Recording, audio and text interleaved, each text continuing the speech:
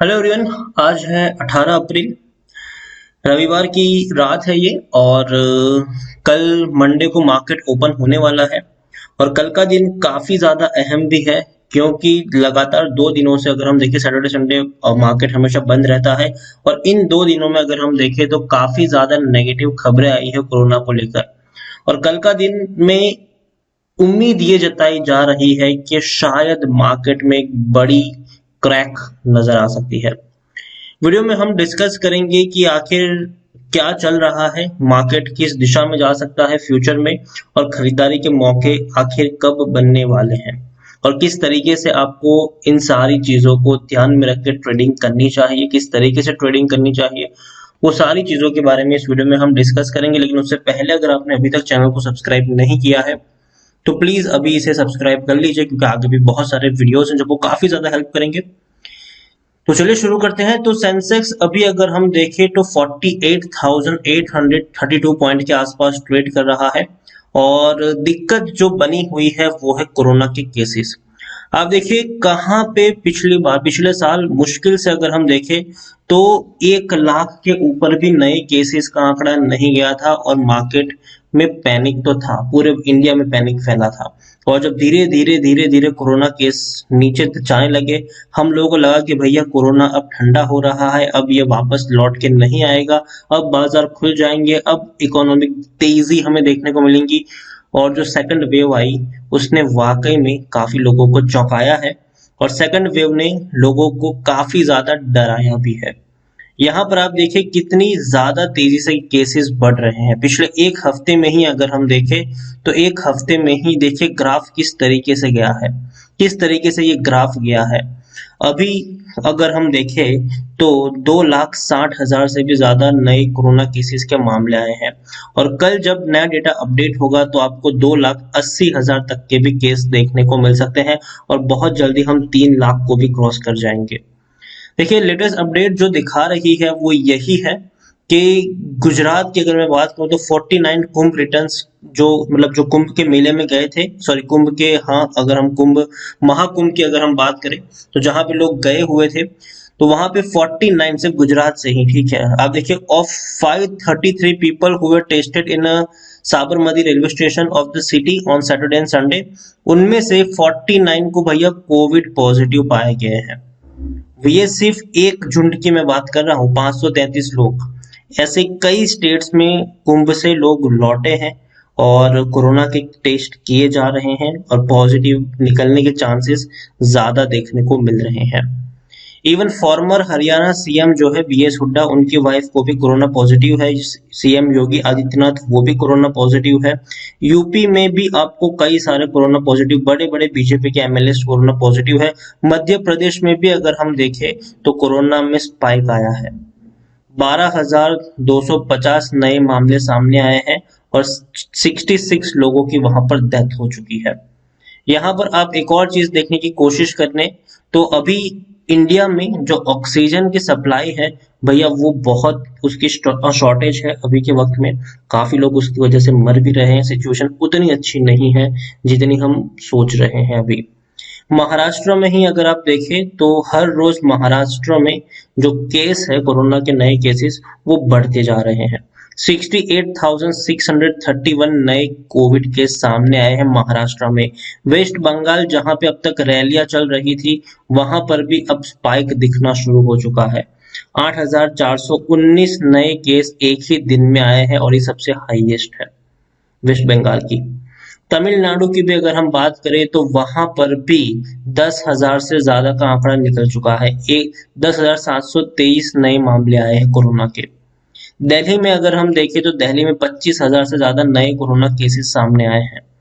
तो सिचुएशन उतनी अच्छी नहीं है। दिल्ली के सीएम अरविंद केजरीवाल जो है उन्होंने पीयूष गोयल इवन सेंट्रल से भी मदद मांगी है कि भैया हमको बेड्स है, हमको ऑक्सीजन की सुविधा है, वो सारी प्रोवाइड करवाओ, मुहैया करवाओ।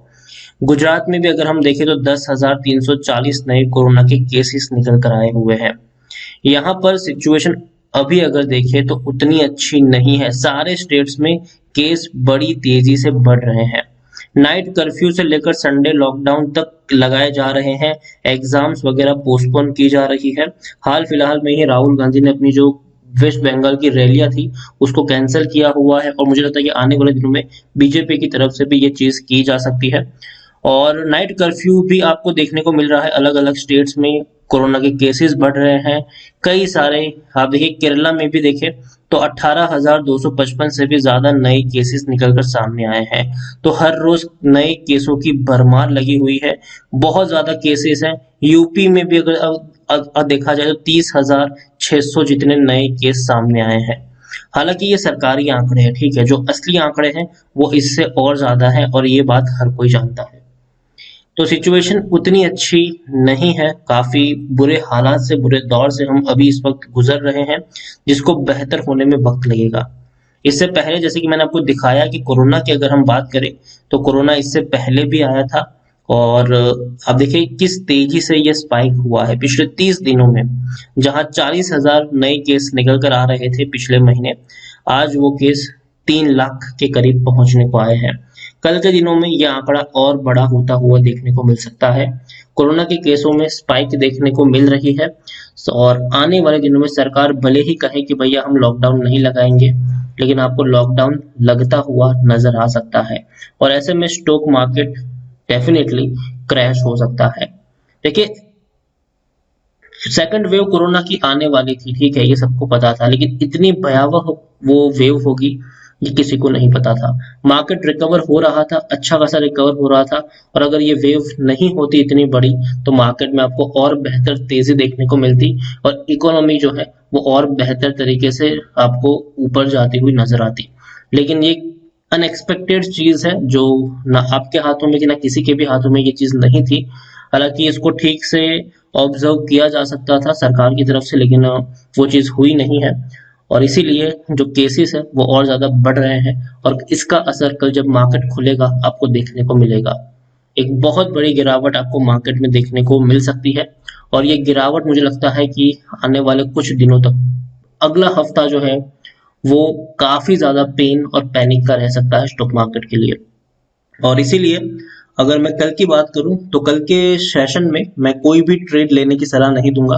मुझे लगता है कि अब आपको एटलीस्ट 1-2 दिन थोड़ा संभलना चाहिए, और अगर आपकी पोजीशन है किसी ऐसे शेयर्स में जो रिस्की शेयर्स है, ठीक है, फंडामेंटली स्ट्रॉन्ग शेयर है तो अगर आप बने रह सकते हो, लेकिन आपको पता है कि भैया ये रिस्की शेयर्स है, यहाँ पर रहना एक रिस्क है। जैसे कि अगर हम बात करें कि एंटरटेनमेंट इंडस्ट्री जैसे कि आइनॉक्स हो गया, पीवीआर हो गया, ये सारे रिस्की शेयर्स है, फंडामेंटली स्ट्रॉन्ग भी है ये, ठीक है, लेकिन इनको नुकसान है लॉकडाउन से, ठीक है, तो ये टूट सकते हैं।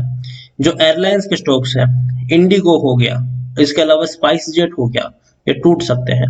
ऐसे भी कई, उसके अलावा भी और भी कई सारे शेयर्स हैं जिसको नुकसान हो सकता है, और ऐसे छोटे शेयर्स जो मार्केट लीडर नहीं है, फंडामेंटली स्ट्रांग नहीं है, लेकिन मार्केट की रैली में पार्टिसिपेट कर चुके थे, बहुत ज्यादा ऊपर दौड़ चुके थे, तो वहां पर आपको गिरावट देखने को मिल सकती है। देखिए ऐसी गिरावट में जो फंडामेंटली स्ट्रॉन्ग शेयर है वो टिकते हैं, हालांकि उसमें भी गिरावट देखने को मिलती है, लेकिन उतनी बड़ी गिरावट देखने को नहीं मिलती अगर हम बाकी शेयर से उसको कंपेयर करेंगे तो मैं कहूंगा कि 1-2 दिन ट्रेड लेने से बचना चाहिए। लेकिन हाँ, इसका मतलब ये भी नहीं है कि आप जब तक सिचुएशन सही नहीं होती आप ट्रेड ही ना लो।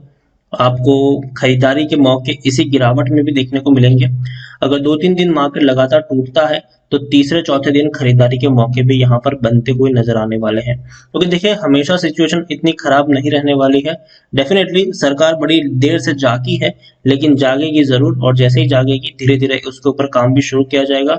लॉकडाउन की अगर हम बात करें या फिर रिस्ट्रिक्शन की बात करें या फिर हेल्थ केयर को सुधारने की बात करें, सिचुएशन को धीरे धीरे आपको यहाँ पर बेहतरी देखने को मिल जाएगी, और ऐसे में धीरे धीरे मार्केट भी रिकवर करना शुरू करेगा। जो ग्राफ आपको जब तक इस तरीके से जा रहा है तब तक खतरा है, लेकिन जिस दिन इसने थोड़ा सा नीचे की तरफ अपना झुकाव दिखा दिया, एक अच्छी पॉजिटिविटी की आप उम्मीद यहाँ पर कर सकते हैं। ग्राफ ऊपर गया जरूर है, लेकिन धीरे धीरे नीचे भी आने की ये कोशिश करेगा। जिस तरीके से आप देखिए इस तरीके का पहले ग्राफ बना था, बाद में नीचे की तरफ भी ये आया था, इस बार इससे बहुत ऊपर निकला है, लेकिन वापस नीचे की तरफ भी आएगा, और जैसे नीचे की तरफ आने की कोशिश करेगा मार्केट में दोबारा रैली आएगी। पिछली बार जब स्टॉक मार्केट टूटा था हम सबने देखा कि जिस प्राइस पे शेयर अवेलेबल थे आज उससे 2-3 गुना प्राइस पे वो मिल रहे हैं। तो इस बार तेजी आई है, गिरावट आएगी। पिछली बार जितनी बड़ी गिरावट नहीं होगी क्योंकि लोग बेचेंगे नहीं, ठीक है। लोग थोड़ी गिरावट आएगी जरूर, लेकिन उसके बाद लोग खरीदारी करना शुरू करेंगे क्योंकि लोगों को एक्सपीरियंस हो चुका है। 1 साल पुराना ही लोगों के पास एक्सपीरियंस है कि भैया गिरावट आई थी, बाद में हमने बहुत बड़ी रैली भी देखी है, तो डरना तो नहीं है। लेकिन हाँ, फंडामेंटली और बेहतर स्टॉक पे आपको खेलना है। मौके बहुत ही बेहतर आपको मिलने वाले हैं। और हाँ, सिचुएशन अच्छी नहीं है, उस चीज से भी हम यहाँ पर इनकार नहीं कर सकते हैं।